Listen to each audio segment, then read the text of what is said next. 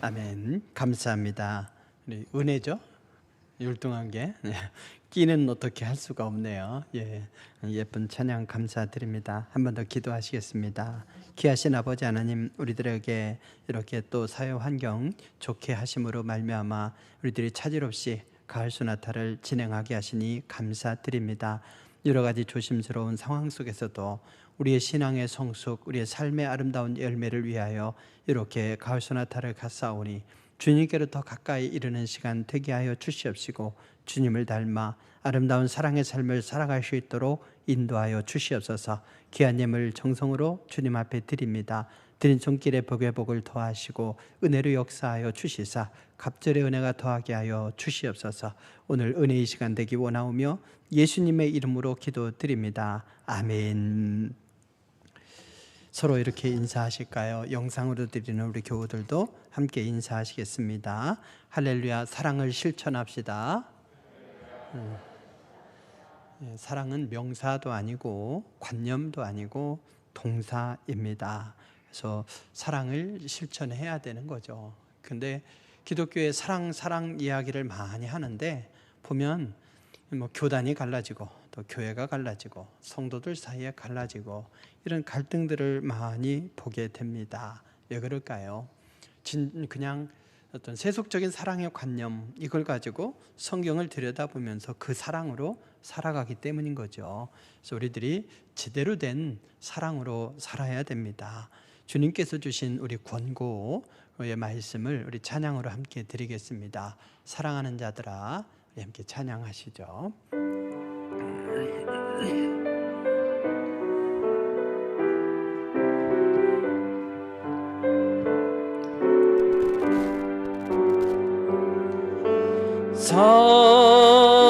사랑하는 자들아, 우리가 서로 사랑하자. 사랑은 하나님께 속한 것이니 사랑하는 자마다 하나님께로 낫도다.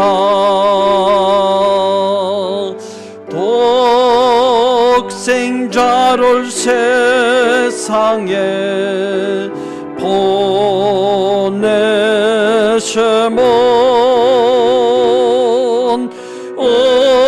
우리를 살리게 하시려 화목제로 보내셨도다. 화목제로 보냈도다. 사랑하는 자들아, 서로 사랑하자. 사랑은 하나님께 속한 것이니 서로 사랑하면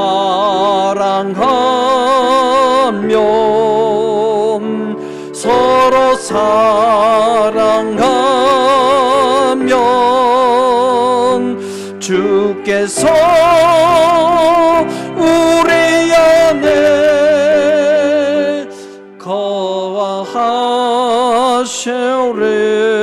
거하시리로다. 아멘. 우리가 믿는 하나님의 본질이 사랑이다. 얼마나 감사한지 모릅니다. 영광스러운 일인지 모르겠습니다. 그래서 사람은 사랑으로 삽니다. 사랑에 갈급합니다. 드라마의 기본 주제가 사랑입니다. 유행가의 기본 주제가 사랑입니다. 하지만 세상은 기대한 그 어떤 사랑이 돌아오지 않음으로 인해서 거기에 따른 상처가 있죠. 갈등이 있죠. 사랑을 갈급해야지만 진정한 사랑을 만나지 못했기 때문입니다.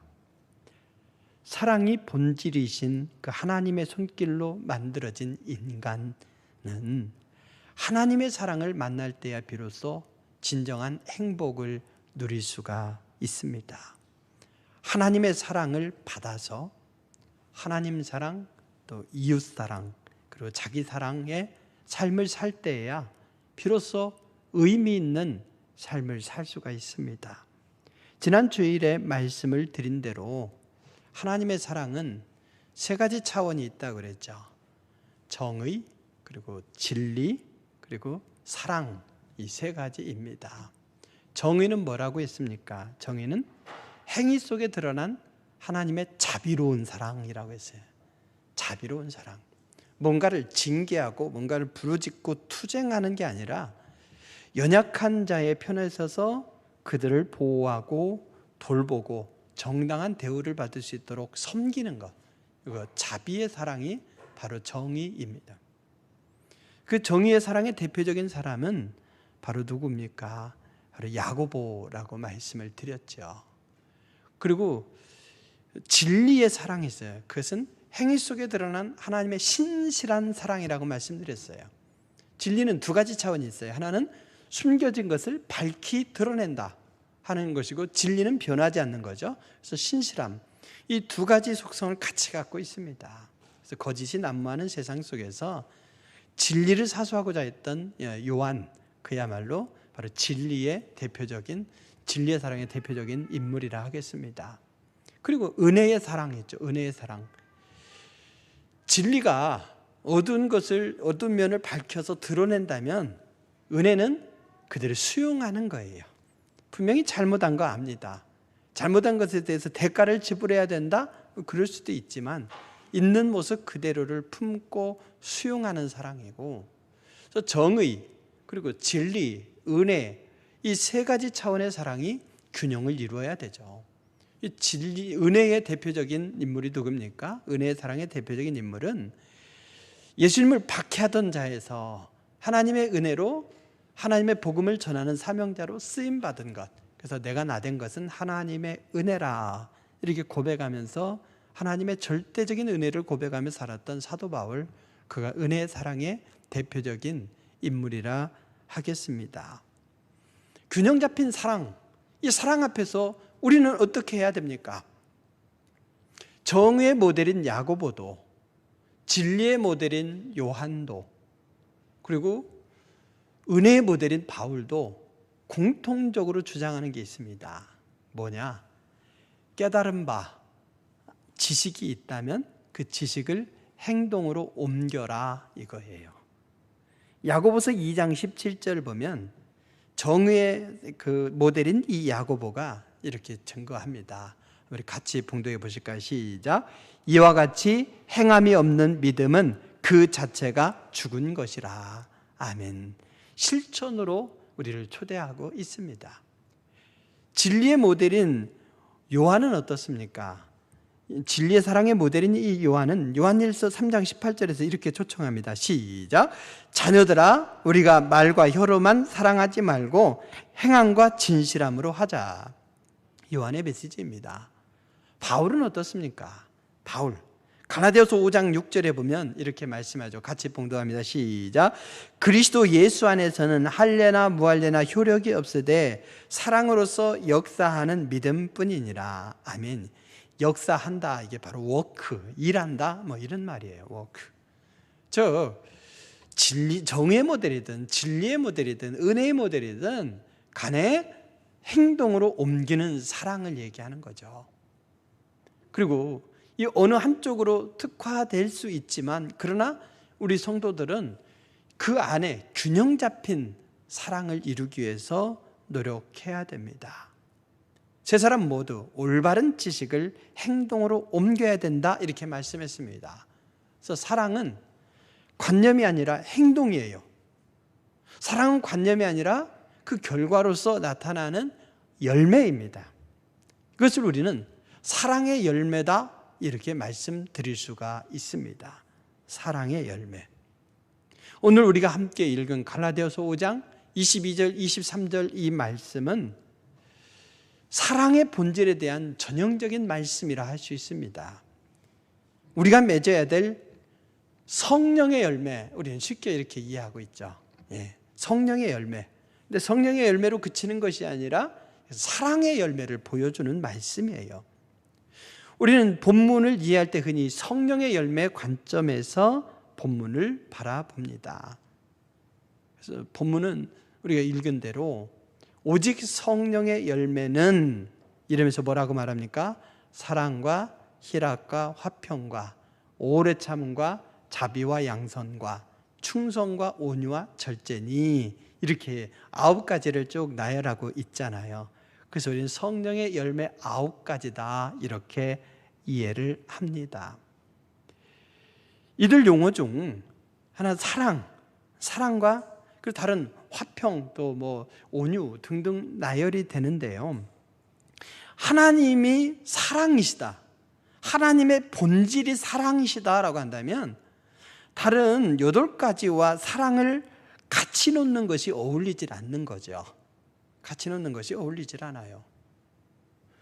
그래서 새로운 해석을 시도할 가능성이 여기에 있습니다.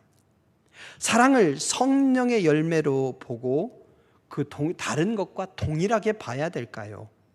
그렇지는 않다는 거죠. 사랑은 하나님의 본성입니다. 사랑은 본질상 다른 내용과 동일한 수준으로 놓기에는 그 가치가 너무 귀한 거예요. 그래서 희락, 화평 등의 미덕들이 서로 다르다고 할 수는 있지만 사랑과 동일한 차원에서 같이 놓을 수는 없어요.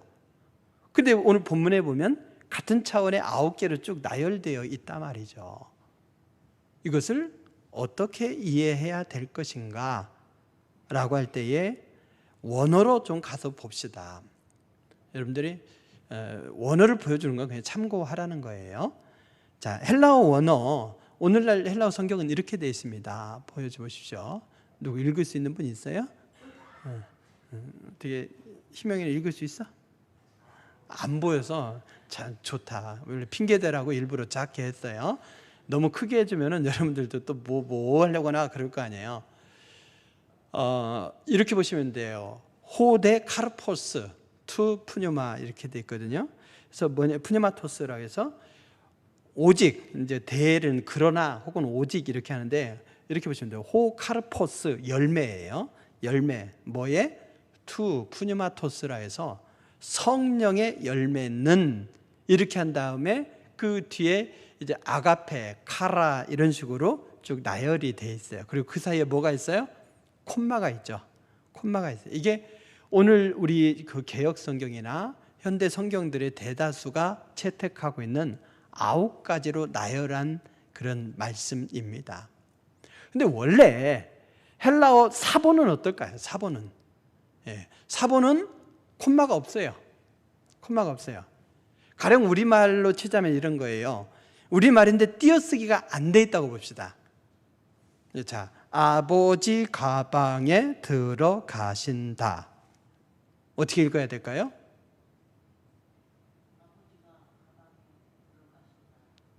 아니, 간 한 번이라니까?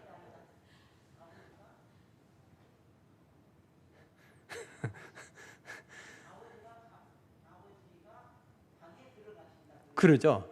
아버지가 방에 들어가신다. 이 정상적인 문장인데, 아버지 가방에 들어가신다. 이럴 수도 있어요. 애기도 가방에다 넣잖아요. 그죠? 아버지 가방에 들어가신다. 어디로? 왜? 몰래. 그 이사 가잖아요. 이사 가면 애완견을 붙들고 있든지 농에 들어가야 되는데 농이 붙박이 장이면 큰일 나요. 그럼 떼놓고 간대요. 어떻게 해야 돼요? 여행용 가방 좋은 거 있으면 그 속에 싹 들어가 있으면 안 떼놓고 간다잖아요. 그래서 아버지 가방에 들어가신다. 그럼 어떻게 해야 돼요? 가방은 떼놓고 가라. 뭐 이럴 수도 있잖아요.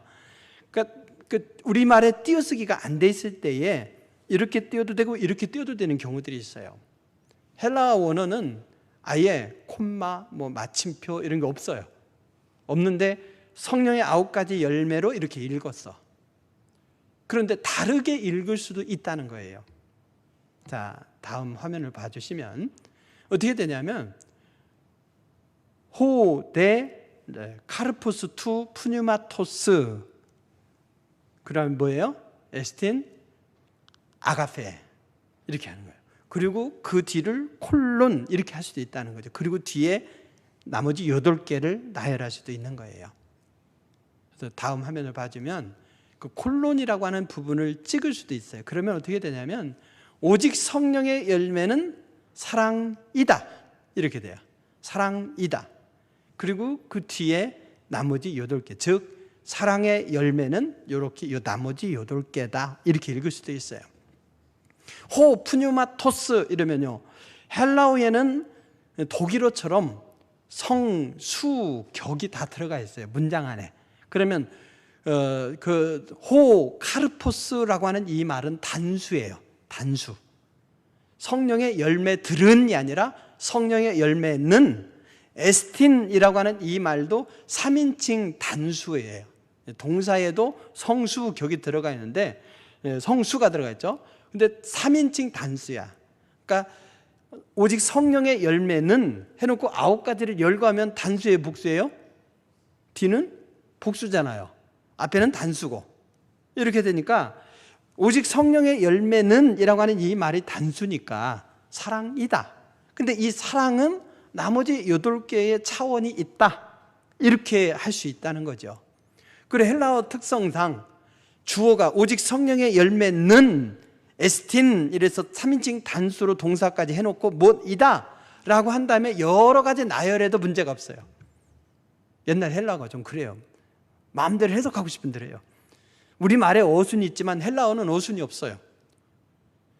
호 데 카르포스 해놓고 나서 문장 끝에 가서 투 푸뉴마 투스 이래도 그걸 찾아와서 앞에다 읽어야 돼요. 그래서 성령의 열매는 이러면서 읽어야 되는 게 헬라어인데, 어쨌든 대다수가 9가지로 나열하지만 그것도 그렇게 읽을 수도 있지만 조금 아까 보여드린 대로 오직 성령의 열매는 에스틴 아가페 해놓고 콜론 한 다음에 나머지 8개를 붙여도 문제가 없다. 그래서 2가지 방향으로 해석할 수 있다는 거죠. 근데 사랑, 이것을 하나님의 본성이라고 하는 차원에서 보자면 사랑, 오직 성령의 열매는, 즉 하나님께서 하나님의 본성이 우리들에게 나타난 바 된 것은 바로 사랑이다 이거죠. 그러면서 그 사랑이 8가지 차원의 형태로 나타날 수 있다 이렇게 보면 됩니다. 어떻게 좀 이해가 좀 되시려나 모르겠네요. 9가지로 나열되는 형태로도 볼 수 있지만 헬라어 원어 특성상 사랑이라, 하나님 성령의 열매는 사랑이다. 즉 사랑의 열매를 맺는 것이고, 사랑의 열매는 그 뒤에 나오는 이제 거기에 나오는 희락부터 해서 8개 있죠. 그렇게 이어질 수도 있다. 바로 이렇게 이해하시면 됩니다. 9가지 서로 다른 열매가 있는 것이 아니라 오직 성령의 열매는 단수예요. 그래서 오직 사랑의 열매만 있다. 그리고 그 사랑의 열매는 8가지의 색깔, 모양을 가지고 있다. 이렇게 보시면 됩니다. 그래서 이 말씀대로 정리해드리면 오직 성령의 열매는 사랑이다. 즉 사랑의 열매는 희락, 화평, 오래 참음, 자비, 양선, 충성, 온유, 절제다. 이렇게 해석할 수가 있습니다. 오직 사랑의 열매인 것이죠. 8가지 이 용어들을 사용함으로써 사랑의 열매에 대한 더 풍부한 개념들을 이해할 수가 있습니다. 사랑은 곧 성령의 열매입니다. 그리고 사랑의 열매는 8가지의 표현을 가지고 있습니다. 사랑하는 성도 여러분, 우리는 사랑의 열매를 보여줘야 된다 이러면서 주님의 사랑 안에서 사랑합니다 이렇게 표현하고 하죠. 그렇게 우리의 말로만 표현하는 것이 아니라 8가지의 이 모양이 우리의 삶 속에서 정상적으로 잘 나타나야 사랑하는 삶이다 이럴 수 있다는 거죠. 8가지 중에 특별히 강한 부분들이 있어요. 최대치이죠. 근데 사람의 인격은요, 꼭 연약한 데서 나타납니다. 그래서 이 8가지 요소들 중에서 약한 부분을 더 보완하기 위해서 노력해야 우리의 사랑이 균형이 잡힌 사랑이 될 수가 있습니다. 하나님은 사랑이십니다. 우리 인간은 하나님의 형상대로 지음받았죠. 그 형상이 뭡니까? 형상이 때로는 그래요. 하나님을 그냥 하얀 할아버지 그래서 그 외형을 우리가 닮았다 뭐 이렇게 이야기하는 데도 있지만 그런 사람은 아주 옛날에 극소수이고, 하나님의 형상이 뭐냐라고 했을 때 어떤 이들은 인격이다, 어떤 사람은 책임이다, 어떤 사람은 창조의 속성이다. 각자의 신앙 고백에 따라서 다양하게 해석합니다. 그런데 저는 이 말씀을 보면 하나님은 사랑이시다 하는 거죠. 그러면 하나님의 사랑이 본성이에요. 하나님의 본성. 그러면 그것을 우리가 부여받았다는 거죠. 그래서 사람은 다 사랑을 갈급해야 하는 거예요. 원수 같은 사람도 보니까요, 뒤집어서 보면 왜 사랑해 주지 않느냐는 거예요. 그래서 막 그 까다롭히는 거예요. 사랑을 갈급해 합니다. 근데 다른 사랑으로 채워지는 게 아니더란 말이죠. 하나님의 형상을 부여받은 우리는 하나님의 사랑으로 내 안에 가득 찰 때에 비로소 참 만족을 누릴 수 있고, 내 안에 가득 찬 하나님의 사랑이 나의 삶을 통해서 나타날 때에 비로소 향기로운 삶이 될 수가 있더라 이겁니다. 그래서 여러분, 우리가 사랑하되 하나님의 사랑으로 사랑해야 합니다. 그래야만 우리 거기서 참 보람을 맛볼 수 있고 참된 만족을 누릴 수가 있습니다. 하나님 사랑, 이웃 사랑, 자기 사랑은 하나님의 형상을 부여받은 우리가 그 형상을 회복하여서 우리 삶 속에서 그걸 드러내야 되는 거예요. 사랑의 열매는 8가지 모든 면들이 균형을 갖춰서 나타나야 됩니다. 사랑의 성장은 무엇보다도 우리의 가장 큰 약점에 의해서 방해받습니다. 그러므로 사랑의 열매의 8가지 모습 중에서 부족한 모습을 채워가기 위해 노력해야 됩니다. 사랑의 관점에서 다른 이 열매들을 보면 이렇게 표현할 수 있어요. 희락이란 뭔가? 바로 즐거워하는 사랑. 그리고 화평이란 화해하는 사랑. 그리고 오래 참음이란 지속적인 사랑. 그리고 자비란 친절한 사랑. 양선이란 엄격한 사랑. 충성은 신뢰하는 사랑. 그리고 온유는 겸손한 사랑. 그리고 절제는 훈련하는 사랑. 이렇게 표현할 수가 있겠습니다. 이 성령의 열매, 사랑의 열매를 사랑의 관점에서 바라보자 이거죠. 성경 말씀은 이 8가지를 가르쳐주고 있습니다. 그래서 가을 소나타를 통해서 이 8가지 사랑을 우리의 삶 속에서 이렇게 표현할 수 있도록, 나타낼 수 있도록 우리가 한층 더 성숙할 수 있는 기회로 삼아야 되겠습니다. 그림을 하나 보시겠습니다. 저거 다 외울 필요는 없어요. 이제 가을 소나타 끝나면 저절로 외워지는 걸로 합시다. 여러분들에게도 쪽지로 나눠드렸어요. 이걸 보면 사랑의 3가지 차원은 뭐라 했어요? 사랑이 비치면 빛의 3원색이 초록색, 빨간색, 파랑색이에요. 그 3가지가 합쳐지면 흰색이 됩니다. 그래서 사랑, 하나님이 빛이시고 빛 자체가 사랑이기 때문에 저렇게 표현했어요. 하나님의 사랑은 3가지 차원이 있어요. 정의, 진리, 은혜. 이 3가지가 있습니다. 너희는 세상의 빛이라 하시면서 주신 예수님의 명령을 우리가 살아내야 될 모습은 뭐냐? 8가지 테두리죠. 검은색 테두리.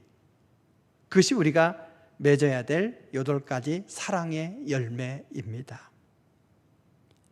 근데 여러분 보십시오.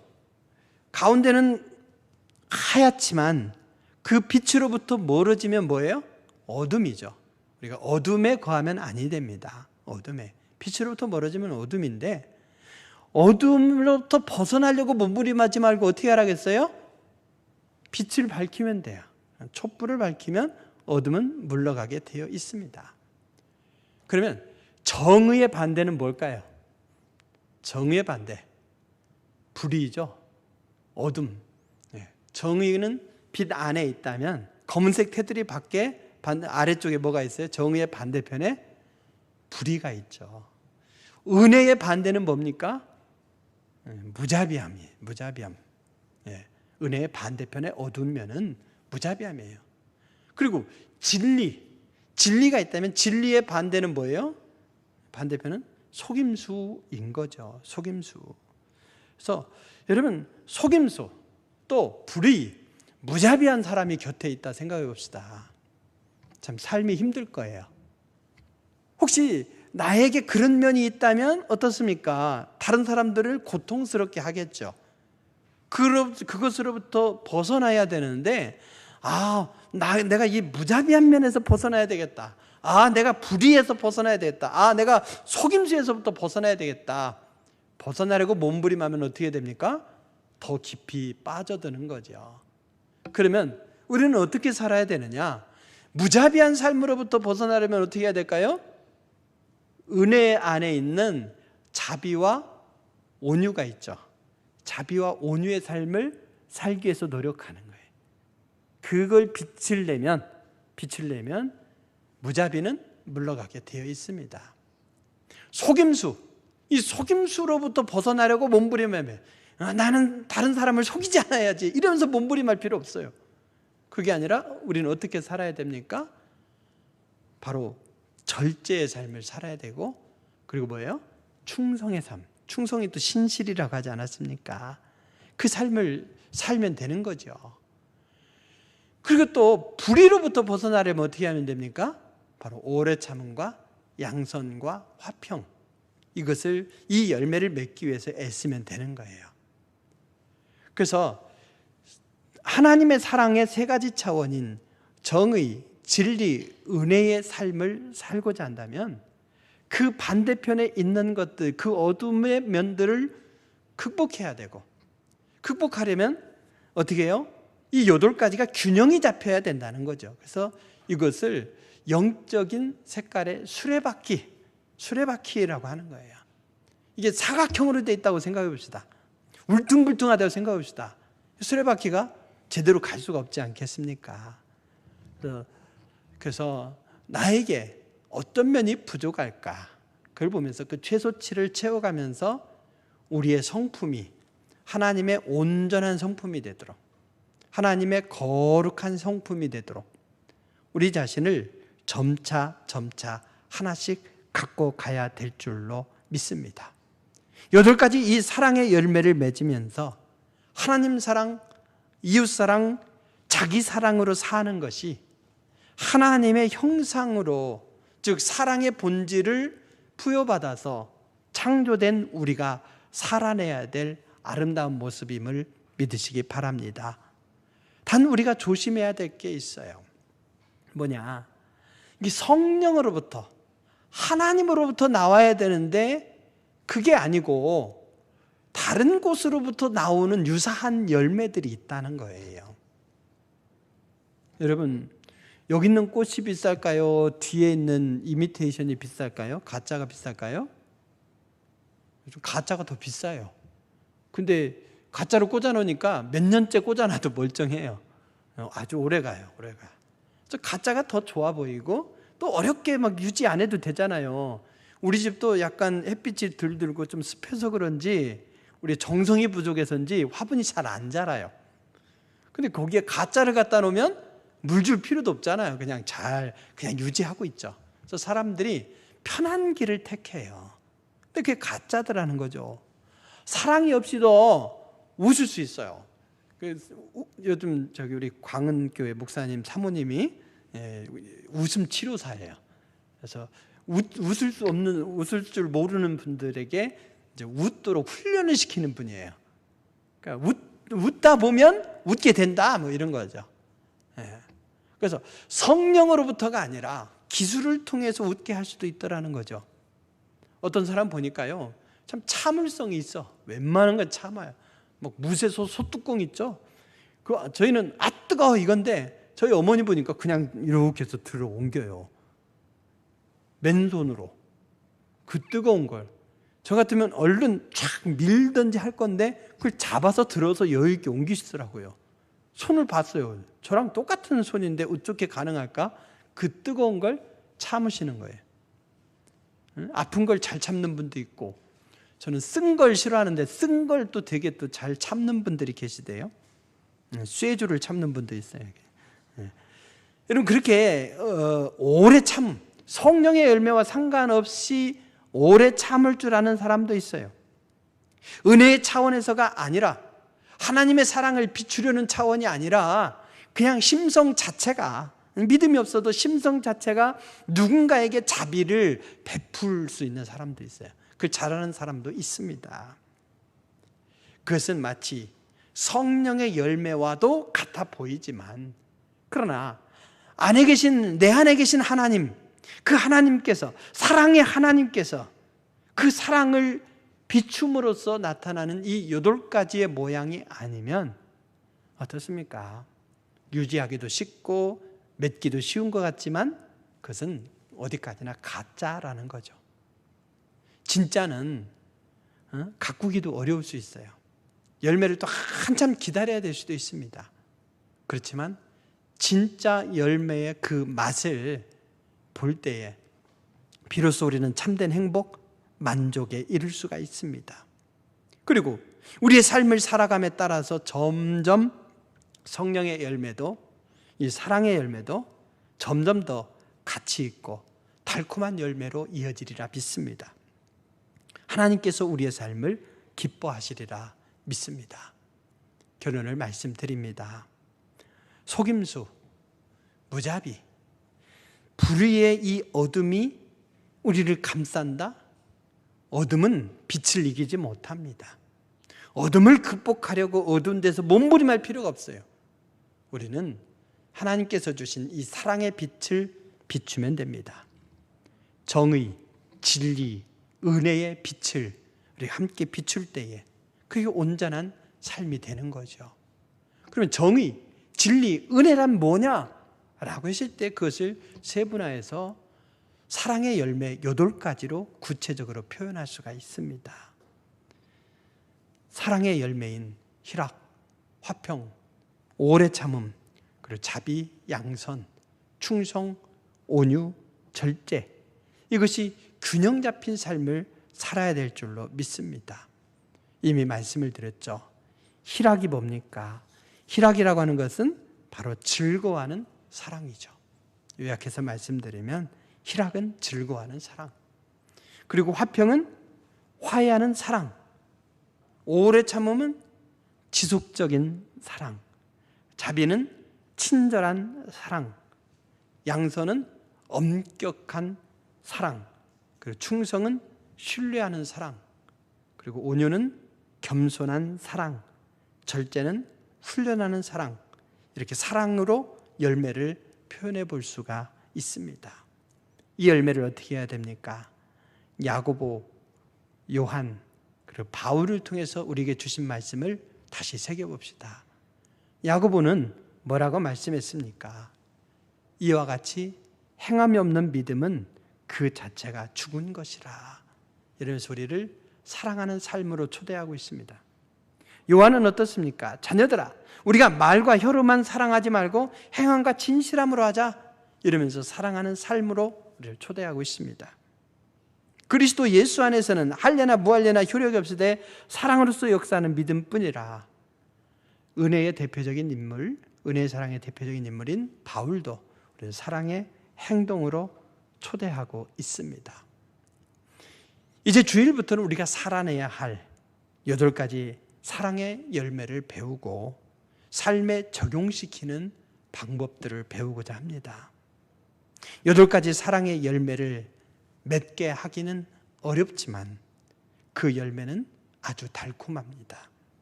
말씀의 의미를 생각하면서 우리 함께 찬양하고 기도하는 시간을 잠시 갖겠습니다. 주님을 사랑하고 예수를 사랑하는 귀한 마음으로 우리 찬양 드리겠습니다.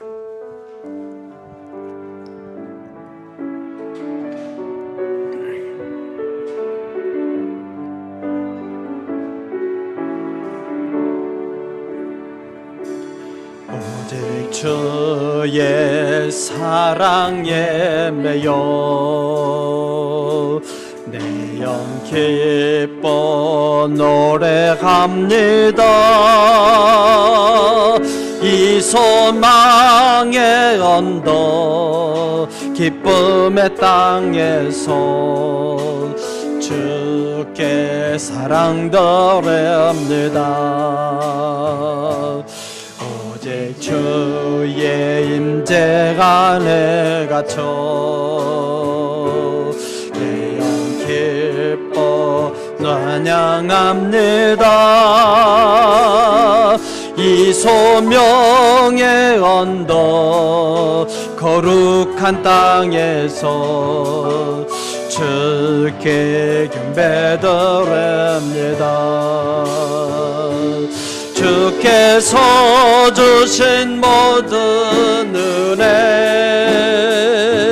나는 말할 수 없네. 내 영혼 즐거이 주 따르렵니다. 주께 내 삶 드립니다. 주께서 주신 모든 은혜 예서 주신 모든 은혜 나는 말할 수 없네. 내 영혼 즐거이 주 따르렵니다. 주께 내 삶 드립니다.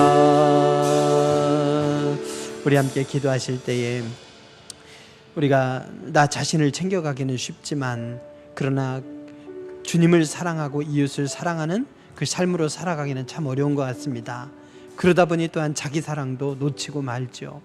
하나님 사랑, 이웃 사랑, 자기 사랑으로 우리가 살아가라고 했건만 그렇게 살지 못했던 우리의 모습을 생각하면서 주님의 빛이 내 안에 환하게 비추시게 하시고 그 빛을 이웃들에게 비추면서 사랑의 빛 얼마든지 아름답게 비치는 삶을 우리들이 살게 하시고 그곳에서 풍성한 삶을 누리는 우리 모두 또 그러면서 풍성한 공동체가 되게